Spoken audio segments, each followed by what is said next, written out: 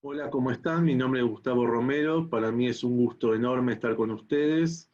Trabajaremos las unidades 4 y 6 y la idea de estos videos son dos. Este es el primero de los dos. Es establecer ciertas bases conceptuales, ciertas nociones para que en las clases sincrónicas del viernes y del sábado podamos avanzar en el análisis, profundizar, plantear inquietudes, interrogaciones, etcétera. Pero para poder hacer eso en las clases presenciales necesitamos ciertas bases conceptuales desde las cuales poder partir. En ese sentido, este primer video va a focalizarse en los primeros puntos del contenido de la unidad 4, que tiene que ver con la crítica a lo que Foucault denomina sueño antropológico, es decir, ¿qué es el sueño antropológico? ¿Por qué Foucault plantea que ese sueño antropológico ha sido efectivamente algo que hay que poner en cuestión? La famosa tesis de Foucault acerca de la muerte del hombre y cómo aparece allí la figura nietzscheana del ultrahombre. Ustedes tienen como texto obligatorio de lectura los capítulos 9 y 10 del libro Las palabras y las cosas. El libro Las palabras y las cosas es un libro extraordinario, sumamente interesante y sumamente complejo. Ustedes tienen el capítulo 9 que se llama El hombre y sus dobles y el capítulo 10 Las ciencias humanas. Cada capítulo del libro se puede trabajar en un seminario completo, con lo cual nosotros no podemos entrar en el análisis detallado de todas las problemáticas que aparecen en el libro, porque eso nos va a llevar a bifurcaciones y hacia temas que no hacen al núcleo del programa, que son los modos de atravesamiento y constitución de la subjetividad, fundamentalmente en la filosofía contemporánea. En ese sentido, lo que nos interesa como clave de lectura de estos capítulos es la crítica al sueño antropológico, la llamada muerte del hombre, qué rol juegan las ciencias humanas, qué rol juega lo que Foucault llama las contraciencias humanas y cómo se presenta la figura del ultrahombre en este posible borramiento, en este posible quizás de la muerte del hombre. En ese sentido, lo que yo les propongo en este primer video es estas bases conceptuales con esta clave de lectura, con lo cual no vamos a hablar de temas que también son importantes en el libro, pero que no hacen al programa, como por ejemplo la cuestión de lo empírico trascendental, como por ejemplo de las síntesis empíricas. Hay una serie de problemáticas muy interesantes, pero que nosotros no vamos a abordar. Entonces, la idea de este video es que ustedes, cuando lean los textos, lo lean a partir de esta inquietud, de este modo de leer el texto, de esta clave de lectura temática, focalizarnos en el sueño antropológico, muerte del hombre y ultrahombre. En ese sentido, tenemos que señalar inicialmente una cuestión, que es que el libro tiene un subtítulo que es Una arqueología de las ciencias humanas, y el capítulo 10 se titula Ciencias humanas. Entonces tenemos que decir algo sobre la arqueología, que en Foucault es un método. Desde ya que arqueología en Foucault no se trata del sentido clásico de arqueología, que es el conocimiento, el discurso, el logos, la ciencia de el arjé. No se trata de buscar el fundamento, no se trata de buscar ese principio arquimédico, inconmovible, que establece el inicio, el principio fundante, etc. No es un método que busque ese origen, ese fundamento, ese arjé. Arqueología en Foucault tiene un sentido completamente distinto. Es una metodología que piensa históricamente, cuyo objeto de estudio, de análisis, Foucault lo llama episteme. La arqueología se ocupa de estudiar epistemes, y las epistemes son históricas, y tienen que ver con órdenes, órdenes de discursos, órdenes de saberes, órdenes de disciplinas. ¿Qué quiere decir esto? La episteme es el conjunto de reglas que hacen posible que en una época se piense y se diga determinadas cuestiones, determinados temas, determinados modos de decir. Por eso a Foucault le interesa en la arqueología el a priori histórico. ¿Qué quiere decir a priori histórico? Primero, a priori, ¿cuáles son las condiciones de posibilidad? Pero condiciones de posibilidad históricas. ¿De qué? De los discursos, de los saberes de una época. Fundamentalmente Foucault trabajará la tríada vida, trabajo y lenguaje. La episteme entonces es un orden con reglas de construcción de los discursos. Reglas de construcción que hace que en una época determinada se diga eso y no otra cosa. ¿Qué es lo que hace que en una época se piense de una manera? Que se diga de una manera, que se entienda la vida de una manera, el trabajo de una manera y el lenguaje de una manera. Eso es una episteme. Pero como una episteme es para Foucault algo histórico, algo que sufre mutaciones y desplazamientos, va a señalar discontinuidades entre las epistemes.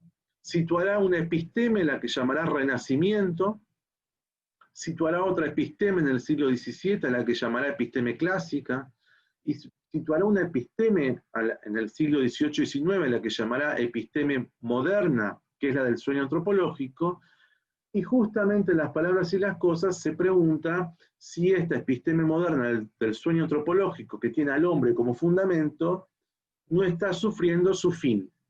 De ahí viene la muerte del hombre. Si estamos transitando el fin de la episteme moderna, ¿cuál es la episteme que está emergiendo? Me gustaría comenzar compartiendo con ustedes una cita de Foucault para mostrar claramente cuál es el propósito de lo que le interesa a él en el libro y sobre todo de los dos capítulos que tenemos que trabajar. Dice Foucault, página 375 de la traducción al español, página 398 de la edición francesa. En todo caso, una cosa es cierta, que el hombre no es el problema más antiguo ni el más constante que se haya planteado el saber humano. El hombre es una invención cuya fecha reciente muestra con toda facilidad la arqueología de nuestro pensamiento y quizá también su próximo fin. Yo subrayo la palabra quizá porque es justamente hacia lo que vamos. Quizá es lo que anuncia la muerte del hombre, el fin de una episteme y el comienzo de otra. Estamos transitando ese entre, pero es lo que tenemos que ver y lo analizaremos en detalle en este video. Decía que el objeto de análisis de la arqueología es siempre histórico, es siempre mutable, en desplazamiento, en transformación, que hay discontinuidades entre las epistemes y que la episteme lo que señala es las condiciones de posibilidad para que en una época se pueda decir eso que se dice y no otra cosa. Ahora, ¿qué es eso que se dice? Una episteme contiene una serie de afirmaciones, de saberes y de conocimientos que acepta proposiciones verdaderas y proposiciones falsas. Acepta que se pueda decir A y que se pueda decir no A. Forma parte del mismo orden del discurso de una episteme, lo verdadero y lo falso. Lo que no tolera la episteme es lo absurdo. Eso es lo que el orden del discurso excluye, separa, lo considera monstruoso, teratológico, lo absurdo. Una episteme puede, y de hecho lo hace, y Foucault lo señala, comprender discursos aparentemente contradictorios o de hecho contradictorios. Foucault señala que en la episteme moderna, en lo que hace a la cuestión del trabajo, la disciplina de la economía política, la episteme moderna comprende a Ricardo y a Marx. ¿Por qué? Porque forman parte de la misma concepción de comprender al humano como un ser cuya esencia es trabajar. En ese sentido, en la medida que Ricardo y Marx parten de la idea de que la esencia del hombre es el trabajo, forman parte de la misma episteme. Por más que Ricardo tenga una perspectiva sobre el capitalismo y Marx otra, parten de ese mismo supuesto que hace al humano en relación al trabajo en la misma episteme. Por fuera quedará lo monstruoso, lo teratológico, lo absurdo, etc. Cada episteme tiene su orden del discurso, con aquello que permite que se diga, y repito, se pueden decir discursos contrarios y contradictorios en una misma episteme, y excluye cada episteme lo absurdo, lo teratológico, lo monstruoso. Foucault señala en qué consiste el orden de la episteme del Renacimiento, el orden de la episteme de la época clásica, que es el siglo XVII, pero lo que nos interesa es la episteme moderna, lo que Foucault llama sueño antropológico. Foucault dice que este sueño antropológico ha configurado nuestra disposición, nuestra forma de ver el mundo, nuestra forma de vivir y nuestra forma de hablar en el mundo, desde Kant hasta el siglo XX. Y el siglo XX es el signo de pregunta acerca de qué pasa con este episteme. ¿En qué consiste el sueño antropológico? Consiste en que lo finito piensa lo finito. Señala Foucault que en la edad clásica lo finito se pensaba a partir de lo infinito. Supongamos Dios. El fundamento es Dios. Y lo humano se pensaba en tanto finito con relación a ese infinito que era Dios. El fundamento estaba en otro lado. Pero con Kant, dice Foucault, y es otro tema discutir si Kant es esto, no es esto, si Foucault lee bien, lee mal, no nos importa eso, lo que nos interesa es que Foucault entiende que la modernidad es esto que él llama sueño antropológico. ¿Y en qué consiste? Consiste en que el hombre se pone como fundamento en el lugar de Dios. Dios ha desaparecido, Dios ha muerto. ¿Quién ocupa su lugar? El hombre. El hombre como fundamento desde el cual se legitimará todo conocimiento. El hombre como figura fundante del saber, de constitución de los objetos. El hombre es el fundamento del saber. Pero a su vez, el hombre se pondrá a sí mismo como objeto de conocimiento. Será sujeto y objeto. Foucault indica las ciencias humanas y el rol que tendrán las ciencias humanas en este sueño antropológico. La sociología, la criminología, en el segundo video haré mención a la criminología por la cuestión de vigilar y castigar. Este hombre, como fundamento que ocupa el lugar del Dios desaparecido, del Dios muerto, el hombre se asume como Dios. Sueña ser Dios. Constitutivo en el sentido de un sujeto fundante de sentido y a su vez objeto de conocimiento. ¿En función de qué saberes? Bueno, lo que le interesa a Foucault. Vida, trabajo y lenguaje. El sueño antropológico pensará la vida como biología, pensará el trabajo como economía política y pensará el lenguaje como filología. Pero lo que tenemos es un pensamiento finito de lo finito. Lo finito sobre lo finito y hacia lo finito.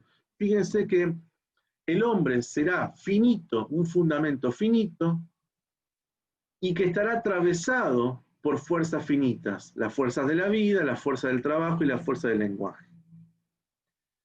Ahora bien, si cada episteme, dice Foucault, tiene su fecha de inicio histórico, y entonces señala la episteme clásica comenzó en el siglo XVII, la episteme moderna comenzó con Kant, etc. También cada episteme tiene su fecha, entre comillas, de finalización, de vencimiento, en que se desplaza, muta, se transforma y acontece una discontinuidad, una ruptura, otra nueva episteme, otro nuevo orden del discurso. Si el hombre como fundamento de sentido y como objeto de conocimiento, este pensamiento de lo finito por lo finito, tuvo su fecha de nacimiento con la episteme moderna, quizá también tenga su fin, su próximo fin. De ahí la cita que leímos. La arqueología nos muestra que el hombre, como figura del saber y como fundamento del saber, tiene una fecha de nacimiento que la arqueología nos muestra. También la arqueología quizás nos pueda mostrar su próximo fin.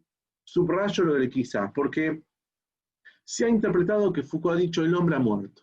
Foucault no plantea la tesis de que el hombre ha muerto así lisa y llanamente. Su investigación está en el marco de esta problemática.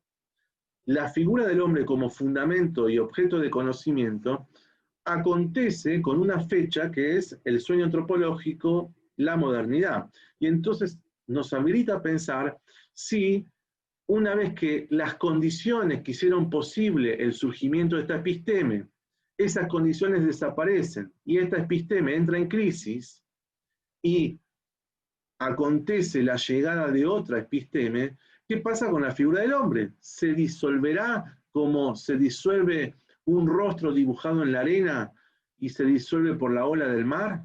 Esa es la pregunta y la clave de lectura que le propongo de estos dos capítulos. Vamos a ir a una cita porque entre las ciencias humanas del sueño antropológico y lo que Foucault va a llamar las contraciencias humanas del siglo XX, y él va a decir la lingüística, el psicoanálisis y la etnología, y quizás podamos dejar para la clase sincrónica por qué el psicoanálisis Foucault lo plantea como una contraciencia humana, entre el sueño antropológico y estas contraciencias humanas que empiezan a pensar a partir de una figura del hombre que se está disolviendo como el rostro de arena, entre estas figuras está Nietzsche, que para Foucault es aquel que justamente es el primero en mostrarnos este sueño antropológico, el primero en deconstruir, aunque estoy utilizando un término derridiano, el primero en descomponer este sueño antropológico, en desarmarlo. Quisiera compartir una cita de Foucault, que está, por supuesto, en los capítulos que tenemos que trabajar, sobre Nietzsche.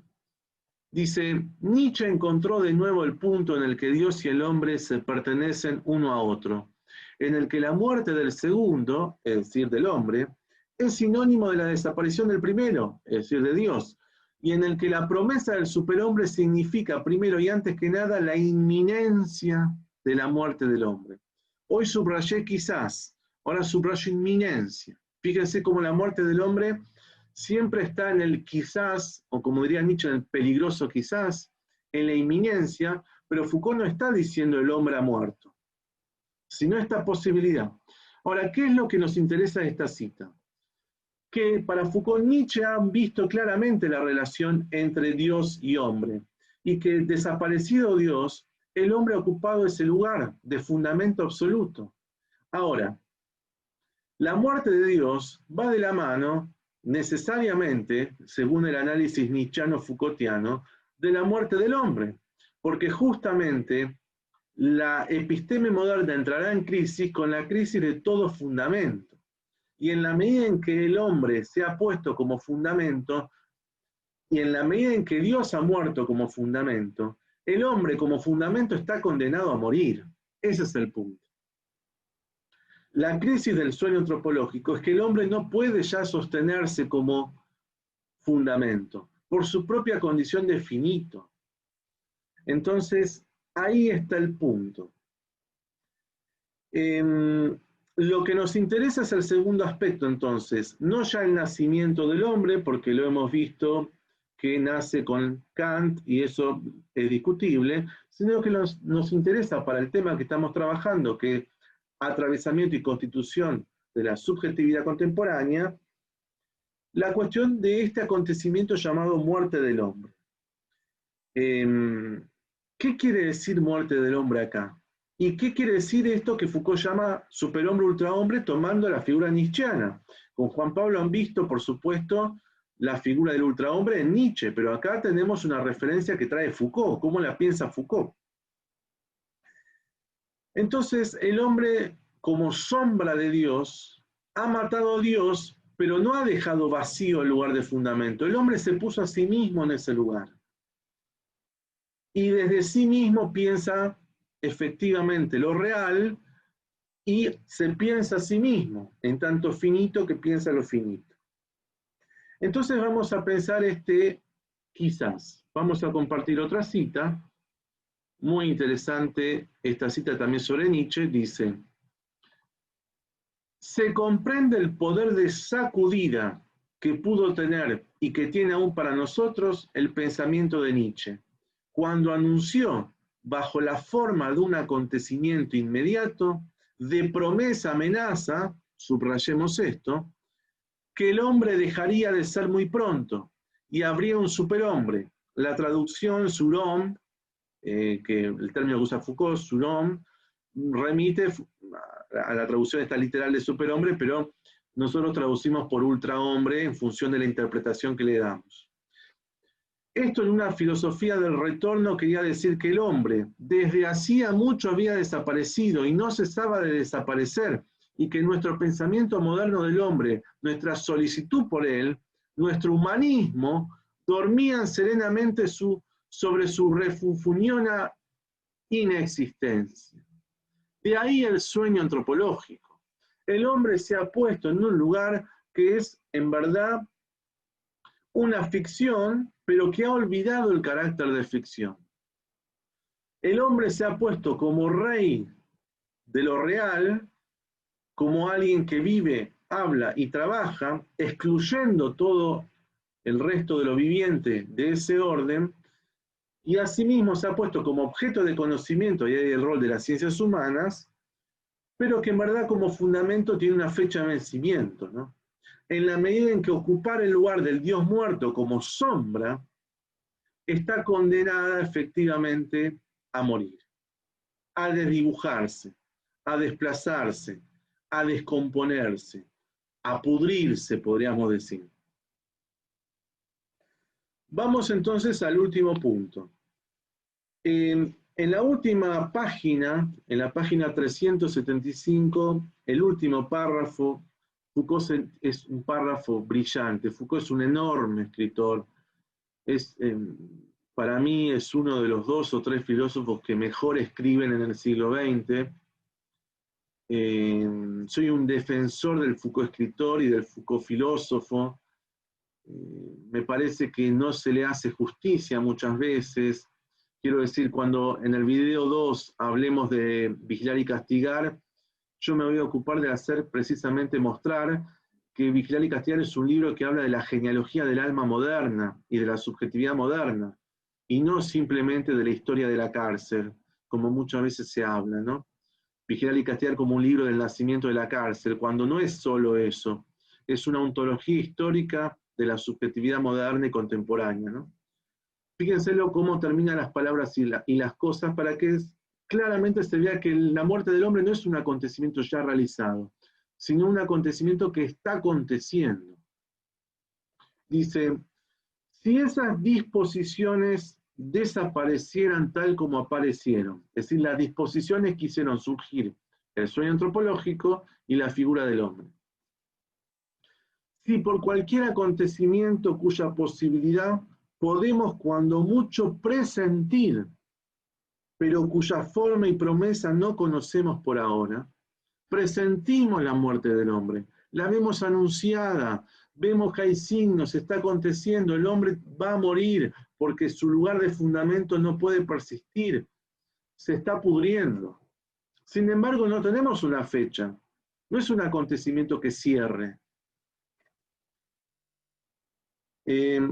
Cuya forma y promesa no conocemos por ahora, oscilarán, como lo hizo a fines del siglo XVIII, el suelo del pensamiento clásico. Es decir, así como en el siglo XVIII el pensamiento clásico se desmoronó y surgió la episteme moderna, ¿qué pasa si la episteme moderna se desmorona? Entonces podría apostarse a que el hombre se borraría como en los límites del mar, un rostro de arena. Así terminan las palabras y las cosas. Fíjense que no dice el hombre ha muerto, dediquémonos a otra cosa. Lo que está diciendo es, esta episteme moderna está en crisis. Esta episteme moderna del humanismo está en crisis, pero no quiere decir que el humanismo haya desaparecido. El humanismo está. El mundo funciona a partir del humanismo, lamentablemente. El mundo todavía soporta el humanismo casi que huele a podredumbre, el humanismo que insiste a pesar de estar descomponiéndose. ¿Por qué digo esto? Porque aún todavía el hombre se presenta como fundamento, como ordenador de lo real, que pone lo viviente, la naturaleza a su disposición, que se cree Dios en la tierra. Pero como está aconteciendo este quiebre, este desmoramiento, estamos atravesando la muerte del hombre como fundamento. Pero no es una muerte del hombre que uno pueda fechar cuándo ha muerto el hombre o cuándo va a morir el hombre. Estamos transitando esto.